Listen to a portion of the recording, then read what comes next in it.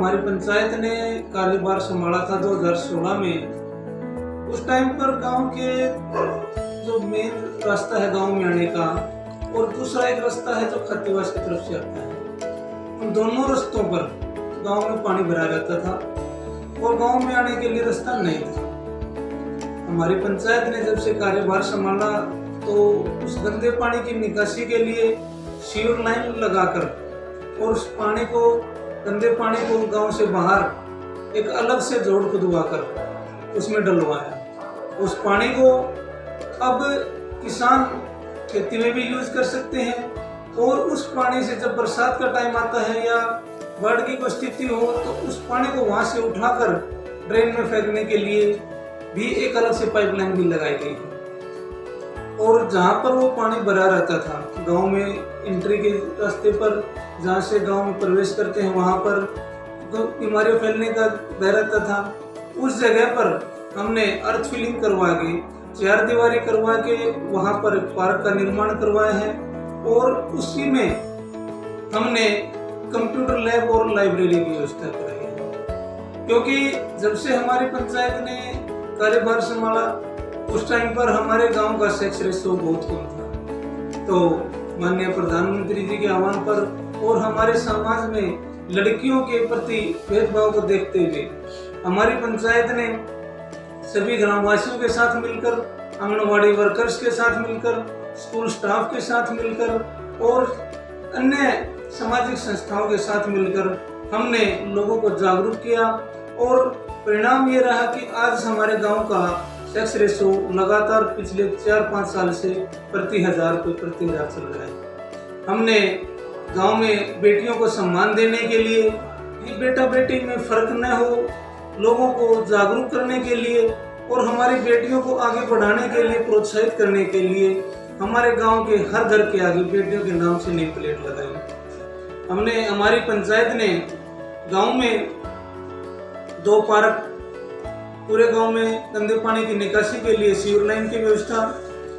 लगभग 38-40 गलियों का निर्माण करवाया है, और बच्चों को खेलने के लिए, व्यायाम करने के लिए जिम की व्यवस्था करवाई है। जिम का सामान उपलब्ध कराया है बच्चों को, गांव में विद्यार्थियों के लिए, और हमारी बेटियों को बाहर कोचिंग के लिए या पढ़ाई के लिए जो परेशानी होती थी उसके लिए हमने गांव में ही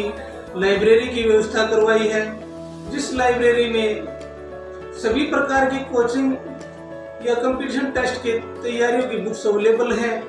और उस लाइब्रेरी का उद्घाटन भी हमने गांव की सबसे छोटी बेटी के हाथों से 1 जनवरी 2020 को करवाया।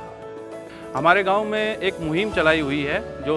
हमारे गांव के सरपंच द्वारा और हमारे गांव के बड़े बुजुर्गों द्वारा चलाई गई है। हमारे गांव के हर घर के सामने बेटी के नाम से नेम प्लेट है, ना कि घर के मुखिया के नाम से नेम प्लेट है। दूसरी बात, जिस घर में बेटी होती है उसके माता पिता एक पौधा गोद लेते हैं, और जब वो पौधा बड़ा हो जाएगा तो उस पौधे के सामने उस बेटी के नाम से नेम प्लेट लगाई जाएगी।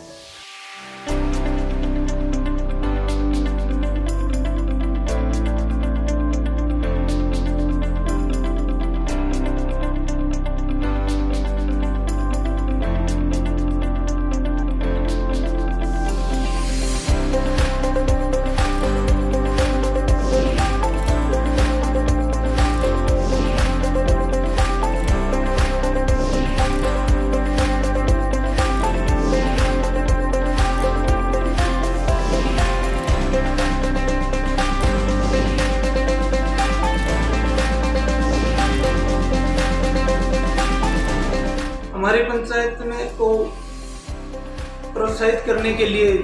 माननीय उपायुक्त महोदय जी ने, अजय तोमर जी ने, उसके बाद माननीय उपायुक्त महोदय ने दोबारा फिर हमारी पंचायत को स्वच्छता पुरस्कार भी दिया। हमारी पंचायत को नारी शक्ति उत्थान के लिए कार्य करने के लिए एन फैक्टर मीडिया के द्वारा सम्मानित किया जा चुका है, और हरियाणा सरकार की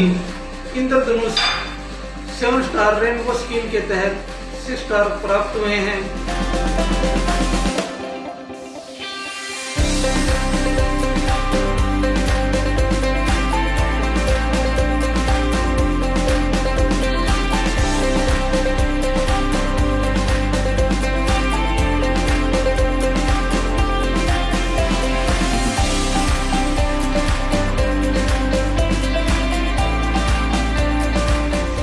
गांव के चारों तरफ पौधारोपण वगैरह करवा के ट्री गार्ड लगवाए गए हैं सौंदर्यीकरण के लिए। इसके अलावा स्कूल में कच्चे वो था फुटपाथ था उसको हमने पक्का करवाया है और वाटर कूलर पीने के पानी के लिए सामाजिक संस्थाओं के सहयोग से हमने गांव में वाटर कूलर भी लगवाया है स्कूल में बच्चों को पीने के लिए। पढ़ी लिखी पंचायत है, जैसे पढ़ा लिखा सरपंच है, पंच है, वो अब कोई भी कार्य करेगा उसके बारे में सोचेगा। और जैसे कोई अनपढ़ है या जिसको नॉलेज कम है वो किसी के दबाव में आके कुछ कार्य कर सकता है, लेकिन पढ़ा लिखा हर किसी के बारे में सोचेगा। वो एक बार इंसान को गलत लगता है लेकिन बाद में जो उसके रिजल्ट आते हैं वो बिल्कुल पॉजिटिव आएंगे और वो सबको सही लगेगा। इसलिए सबको पढ़ाएं लिखाएं और